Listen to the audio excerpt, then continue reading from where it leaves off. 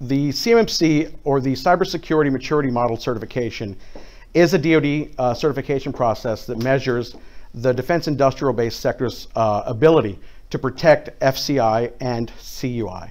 The aspect, or what makes this different is it combines the various cybersecurity standards and maps the best practices and processes to actual maturity levels. So it's not good enough just to have the documentation to show these things, but you now have to show that how are you exercising these things. A mature organization understands its documents, but also has a refresh rate. When do you update them? Why do you update them? What do you do? What iteration that is, right? So all that matters. And again, we can't hammer that home enough. The certification element is to verify and implement these requirements. So this there's the model framework here. So it's categorized the cybersecurity best practices at the highest level by domains that are segmented down to capabilities, and then to processes, practices and processes. The capabilities are achieved to ensure cybersecurity objectives are met within each domain. I realize I have a little spelling error there. A compliance with the required capabilities further demonstrated by adherence to practices and processes. And again, I bolded that because it's not good enough just to do. You have to show how you're taking a look at these processes and ensuring that they're continuously checked, continuously monitored, and you're able to have that documentation ready should you be audited for them.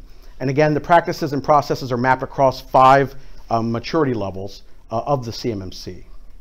So what are the levels? So the CMMC model has 5 defined levels with each set of supporting practices and processes. So you'll see here, it starts out with your basic cyber hygiene, and then you begin to move up and these are the practices, to the intermediate hygiene, to good, proactive, and progressive. Again, these have not been defined.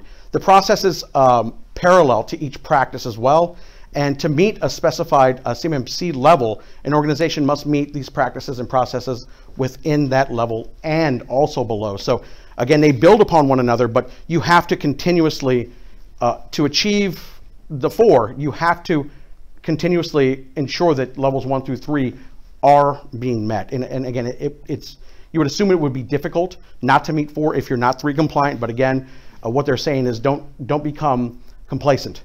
Continue to monitor those lower levels, because just because you're shooting for the higher ones, don't lose track of that. Here's an example of how it kind of fits together and what it means, right? What does basic cybersecurity hygiene mean? So from a technical perspective, it means that an organization has the ability to demonstrate basic cyber hygiene as achieved by the FAR, as what it says in the FAR there. And again, process maturity means that you can say what those processes are, you can say how your organization is implementing them, but you cannot in any way show documentation for that fact, right? So it's really just the articulation of these things. Level 2 is it's by having that intermediate cyber hygiene as listed out in the FAR. But again, now from a maturity perspective, where are your standard operating procedures, right? We understand that you're telling us that you have this hygiene. What are the processes, or what are the standard operating procedures that show that? What are the policies and the plans that ensure that these best practices are built into your organization? And then at level 3, now it switches to good. You have to have these good cyber hygiene aspects, and that goes back to the NIST 800-171. So again, as I said, you do not have to wait for the CMMC to be implemented. Start to dissect the NIST Special Publication 800-171, Rev 1, Revision 1, and start to apply that to your organizations and understand where your gaps lie.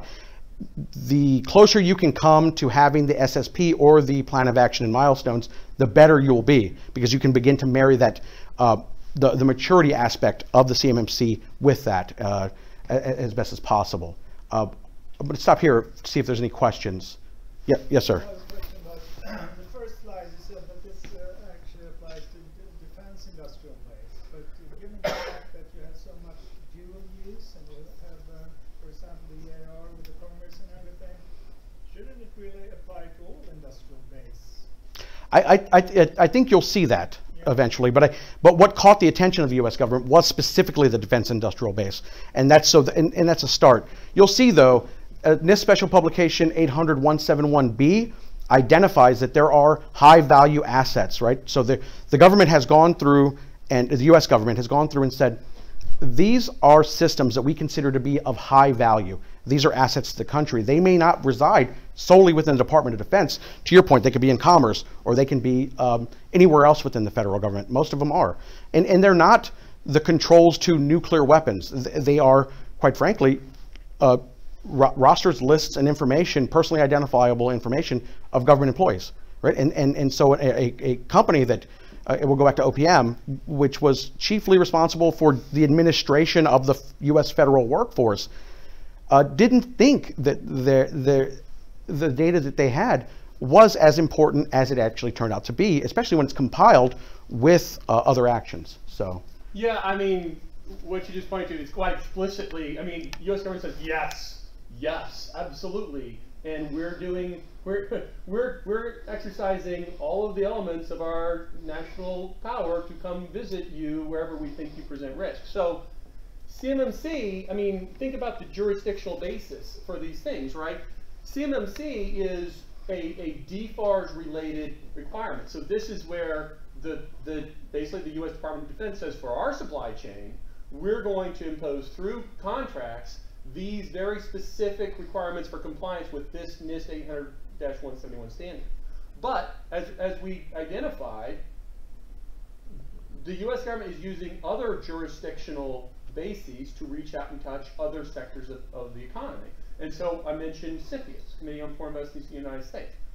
Essentially, U.S. government is saying, hey, anytime we have a non-U.S. investment in a U.S. business, whatever that means, and I would venture to say that U.S. government probably thinks most of you in this room are U.S. businesses, we are going to go and we're going to use that transaction as a basis to exert jurisdiction to then go and say, what can we do to make sure that that foreign owner isn't going to exploit this target that it's investing in? And those targets, and frankly, I mean, the largest part of our business are not defense contractors.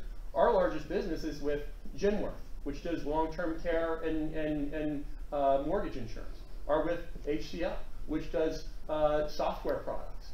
And essentially, because of foreign investments in those things, the U.S. government said, hey, we want to know a lot about how you protect your customers' data, or how you protect your technology.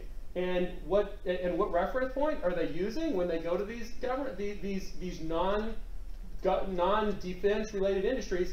They're pointing to NIST 800-171. They absolutely and saying, hey, we can't tell you that you have to comply with NIST 800-171, but essentially we're going to require you through, in that case, NSA provisions, National Security Agreement provisions, to embrace the same things that we're requiring our supply base on the defense contract through DFARS contracts to embrace, and then we're going to go use NIST 800-171 and the CMMC as a benchmark to evaluate how you're handling that data.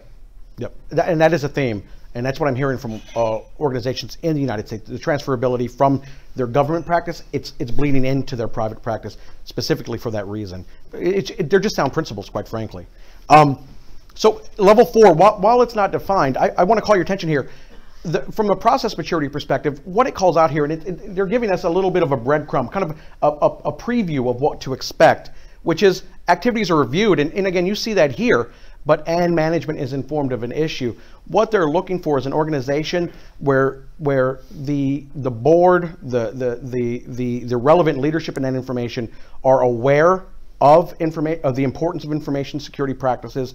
They're aware that the organization has them, but they also have a process to communicate those. It's important, again, because part of that maturation not only is stopping an attack or recovering from one, but also informing your management of that and how they, again, message that part out, crisis management, things like that. And then you'll see eventually in 5, what it takes it a step further, where you standardize all of these the technical processes and the maturity processes, but there's a compartmentalization here that they're drawing us towards, which is across all applicable organizations, units, and identified improvements are shared. So now they're saying not only does company X have a plan And not only does company X have processes and procedures and demonstrates intermediate and then good cybersecurity practices, and then they go through and review them, they communicate any issues that occur to their board and management who are included in those things. But now they're saying inside of company X, its management units now have their own plans in place. So now that makes the organization much more resilient to where a single attack is not going to have a widespread effect on a large organization. So again, that's just me reading the tea leaves here, but it seems as though, and it very well seems like a very good plan to do. Yes, sir. Do you have any insight on when the ODAT 7 version, which will come out in December, like approximately what date of December, and also the 1.0 in January? Do you have any insight on when that might? No, I actually don't. I sent a note over to a friend of mine who's responsible from the Carnegie Mellon area, because it's Carnegie Mellon and Johns Hopkins Advanced a lab there. They're together creating this with the Department of Defense. I actually asked that question specifically because there is quite a bit of interest in regards to the timeline. People want to begin to understand exactly what those advanced requirements are so they can structure their business, their organizations, and their operations towards them. But I don't. What I want to say, though, and this is a good point, please, I'd like to give my contact information out.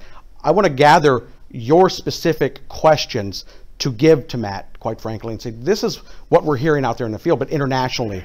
And this is why it's important for us to begin to unpack that. So please, do that. Any questions you ask here, I would love to have on the back end as well. So. Further question on that, from John Hopkins and Carnegie. So, like, the involvement of CMMC, like this will be left over to a third party.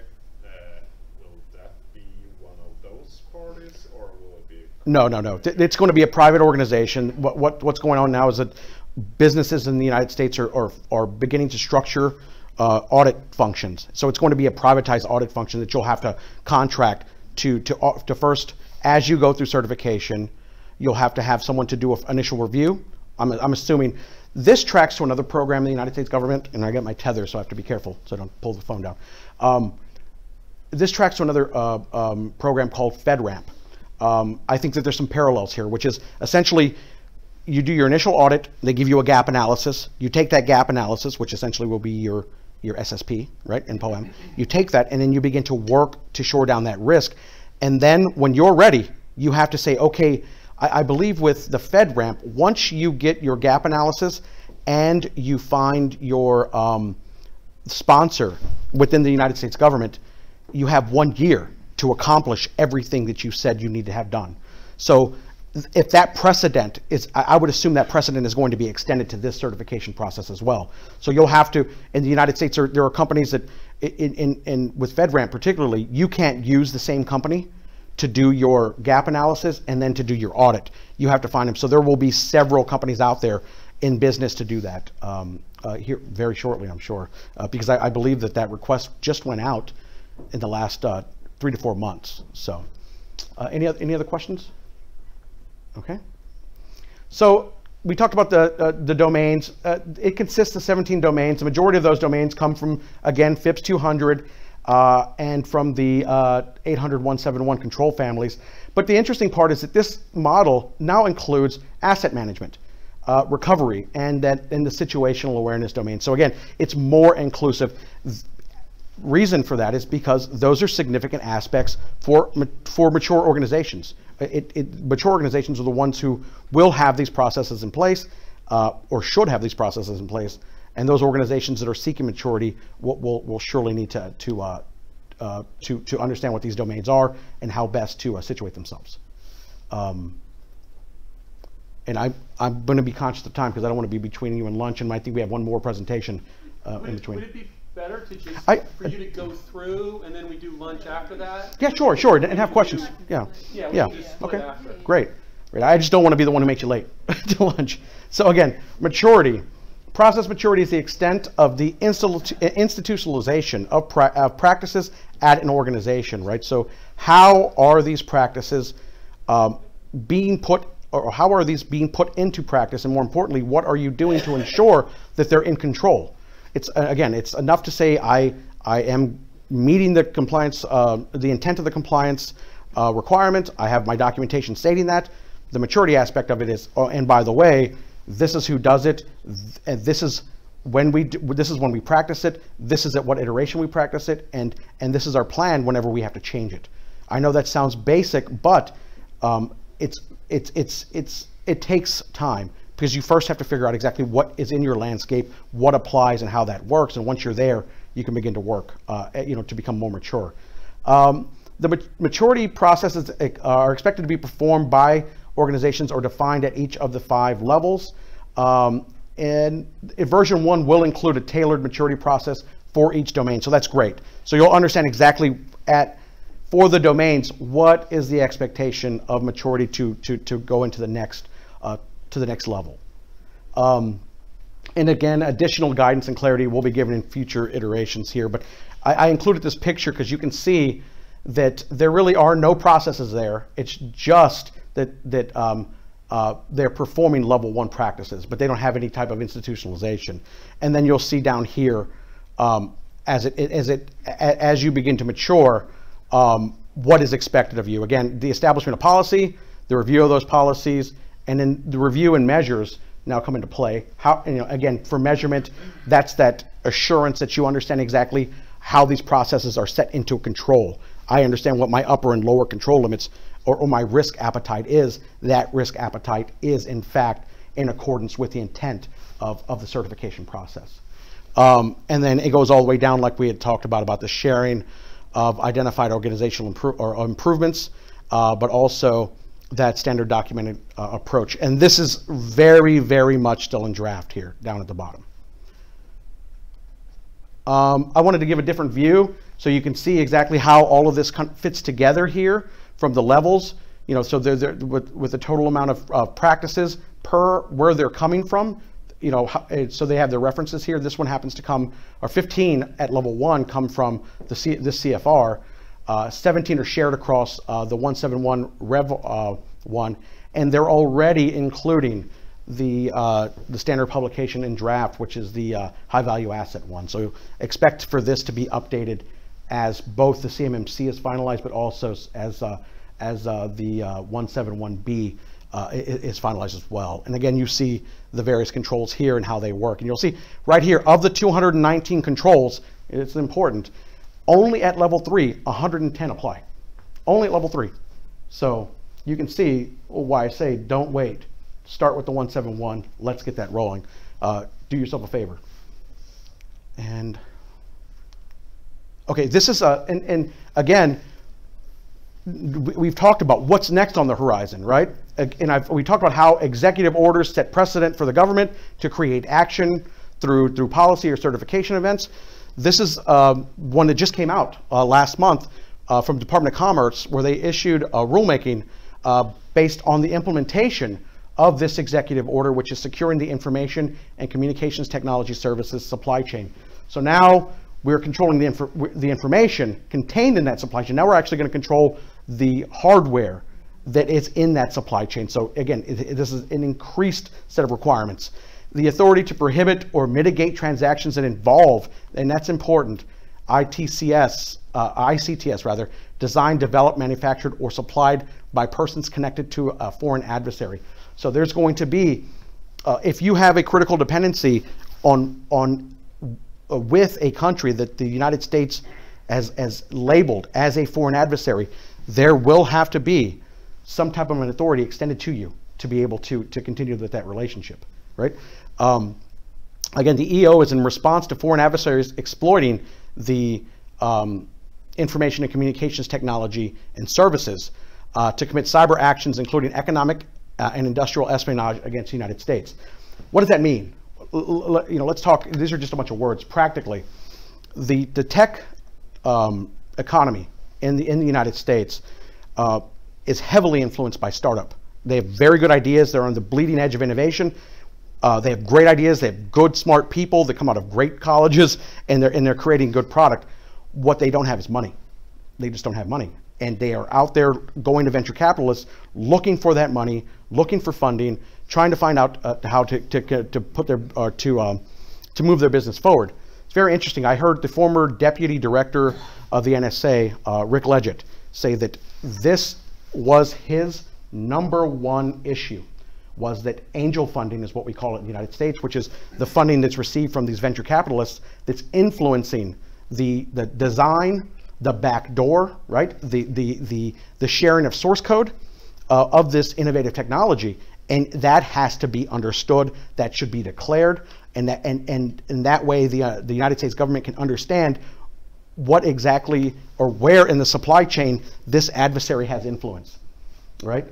I'm going to put a pin in that and talk about that here. Yeah, please. Who decides on a foreign adversary? So yeah, so it would be the United States government who would have that declaration in regards to who the adversaries are. Well, I can tell you 3 right off the top of my head probably. So maybe like 4 or 5. But yeah. So that is part of this implementation. That Yeah. yes, China, Russia, North Korea, right? I'll leave it there for now. But of course, yeah. So on this one, I mean, notice November 26, 2019, right? Like, so in other words, 5 or 6 days ago, the notice of proposed rulemaking around this, right? And so that very question is going to be answered through this process that is we're now in the comment period, right? And so, I mean, first at the high level, and this goes back to this question about, well, this isn't just a problem for defense suppliers, this is everywhere, right? What's driving this is the whole conversation about Huawei and 5G in European and non-US networks. I mean, that's what this is we're saying, hey, if Huawei is building the pipes that all this data and information and technology is going to run on, we really want to, well, one, the US has said we're actually not buying into that assumption, right? And so this is where they're saying, essentially, the president issued an executive order last May saying, hey, Department of Homeland Security, we want you to create a new regime of essentially that applies technology controls around US communication networks, and essentially says every time that Huawei or Kaspersky or ZTE or Kaspersky puts some tech into a supply chain that is a US network or communication supply chain, we want you to regulate that. And they're going to create now, through these regulations, a new regime which is not unlike, I mean, this is the application. Currently, US technology controls apply to US exports outbound.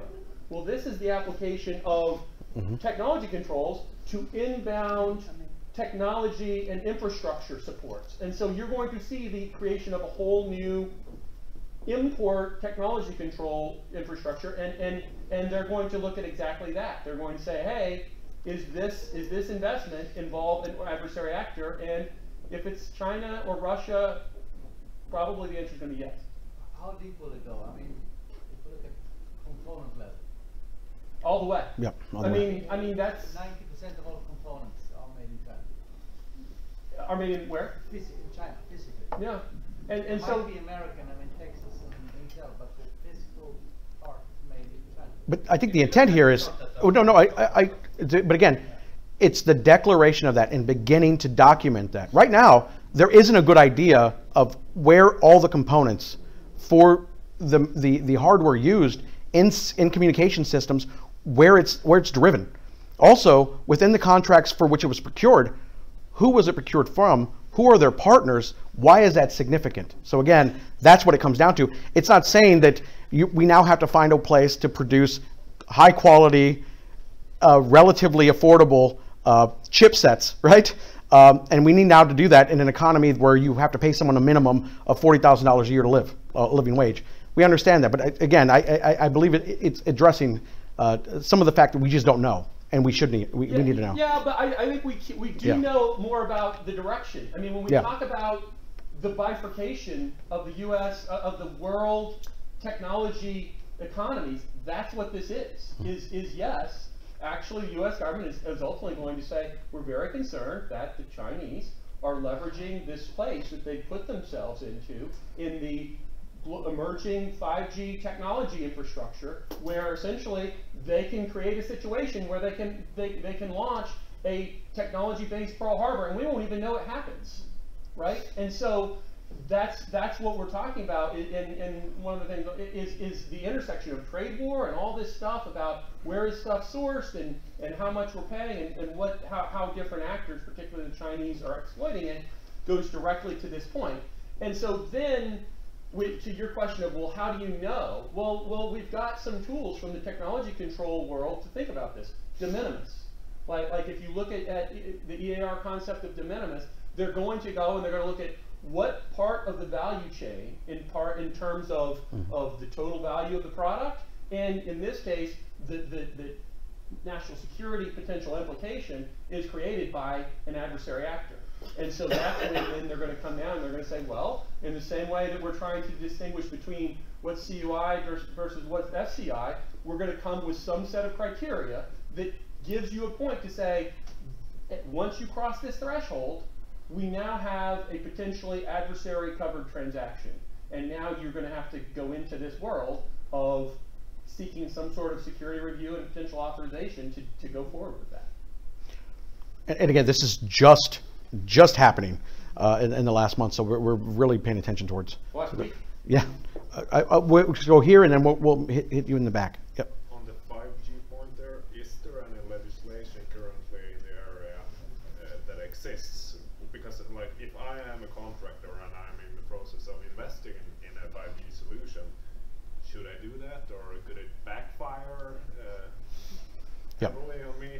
Yeah, I mean, this very problem is I mean, and this isn't just a problem for the Swedes, right? I mean, this is a problem for network providers in rural United States. I mean, an enormous policy problem for security providers is there are entire portions of North Dakota and Wyoming that are built entirely on Huawei provided pipes. And they're now having to go back and say, well, guess what? You're going to have to give billions of dollars of transfer to go back and frankly rebuild the communication networks for all those Trump voters, right? Because you just told them they can't talk on Chinese provided pipes anymore.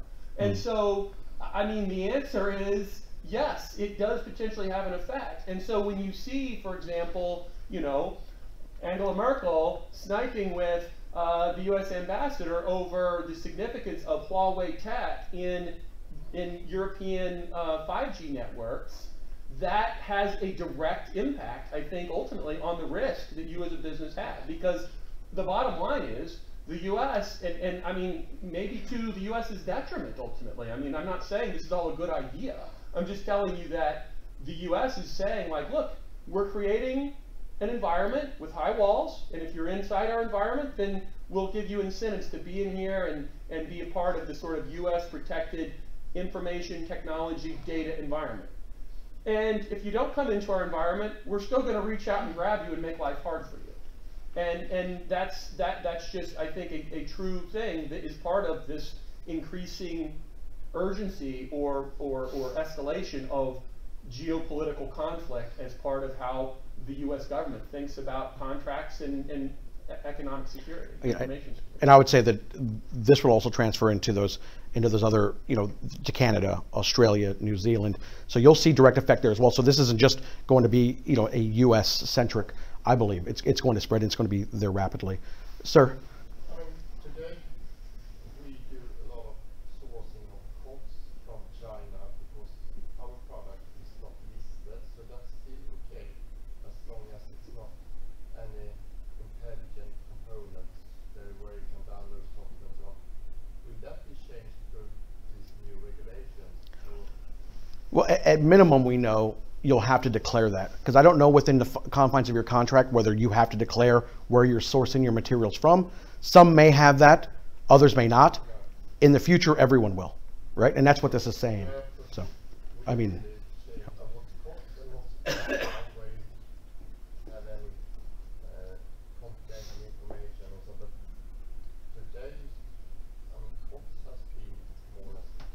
Mm-hmm.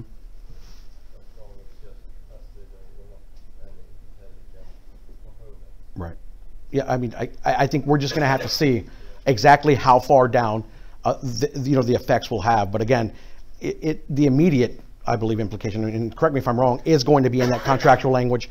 If you don't have the declaration of where your sourcing is coming from, you will shortly have that within your contracts as this begins to be implemented. And that's going to be the first effect. To your point with the particulars, that's what we need. That's what we're looking at now to see exactly how far down that's going to be implemented. Yeah. Yes. This maturity level, if you have a really complex company, global, a lot of business areas, business units around the world, does the maturity level apply to the entire company, or is it for a specific business area that's doing business with the US? Well, so I mean, some of these large companies, they have several different information security operations within their confines. It's not uncommon for these companies to have 4 chief information security officers. So I would say the business unit that's chiefly responsible for working with the United States government, for sure, any dependencies from them or to them from the company for information sharing, or any of the information that that subset is communicating with the United States government, will then be covered as well at minimum. So, but I can't say that carte blanche your entire organization, where half of it doesn't have anything to do with the United States government, will ever see an impact. So, any other questions? Okay. I would analogize this to the sanctions space, right? So we've had this kind of phenomenon for a while where non-U.S. businesses, only had to worry about sanctions if there was some activity by either their U.S. person employees or their U.S.-based business. And so you're ultimately going to get into some sort of jurisdictional analysis around supply chain, around cyber requirements that in the past we've only thought about in the context of sanctions. And so that, I mean, again, this is nothing new under the sun, but it's kind of the application of these past problems about what does the U.S. government have jurisdiction, what activity of non-U.S. based companies and people does the U.S. government have jurisdiction to touch? That has been a question in sanctions for a while. That is increasingly going to be a question that is relevant to these domains. So what I want to leave you with is that this isn't a cybersecurity problem, right? It's an organizational issue, and we're just really talking about risk here. I believe that as a community, we are rapidly and rightly so building in these cybersecurity or these information security processes and procedures into our normal organizational planning, or we should. That's the intent of these policies, is to drive that as part of an organization's normal operating procedures. Again, cyber risk is enterprise risk. What was it's processes. It's not just checklists. Those days are long gone. Security is not just a matter for your CISO, for your chief information security officer. Quite frankly, the biggest risk are the users of the systems, right? And again, leadership and accountability throughout the enterprise is critical to the protection of QE, but also the culture of compliance, and also that leadership accountability throughout the enterprise is an aspect of CMMC. In those later requirements for maturation. So this isn't just a nice to do. It's if you're going to go into those into the highest levels of CMMC, your organization will have to be fully involved. And again, in summation, CMMC is that next evolution to ensure that QE is protected. CMMC will implement multiple levels of cybersecurity. It's not just a matter of maturity implementation of cyber controls, but also maturity and the institutionalization, quite frankly, of cybersecurity practices and processes throughout your organization. Again, third-party certification is going to be required to reach these levels, and the days of only being able to produce that SSP in the POEM when this is fully implemented by June is the expectation what will have to occur. So that is really, that's my presentation today, but I'd like to pause for questions. We have a few more minutes before lunch here. Yep, sir. Just to add to that, it's important for people to understand the go and no-go decision also if you're not certified. That's right, that's right. You cannot Yep. make business. Yeah, it's very much so, and I want to hammer that home. This is very binary, right? You either are or you're not, and and the only way to continue with business is to be certified. That's it. And also from the FAQ, like it says, certification level will be made public. Mhm. How do you see that will affect companies, and on what granularity will the certification be made? As you mentioned over there, like large corporations have different business areas, etc. Will the certification level be made on a global company, or will it be made on just a specific level? Yeah. So there's a couple questions there. So if you didn't hear, the question is, the intent of CMMC is to publicly acknowledge each company's adherence or certification level. So there will be company X level 3 certified, CMMC. Everyone will be able to see that. I see that to begin to be a differentiator for business. If I am a subcontractor who I know that I have a very finite amount of resources to accomplish a sale, then I'm going to immediately go to a prime who has level 4 or 5 certification and work with them to have some of that transfer on to me potentially. If you are working with one that doesn't have it, it becomes a risk to your organization, because now you're going to have to go through this with them as well. So now that you have the aspect of there potentially being more risk to you. So that's how I see that declaring of the certification having a positive impact. You either are, again, it goes back to your go or no go. They are certified and can do business, or they're not and they won't. So that's my interpretation. Yes, sir.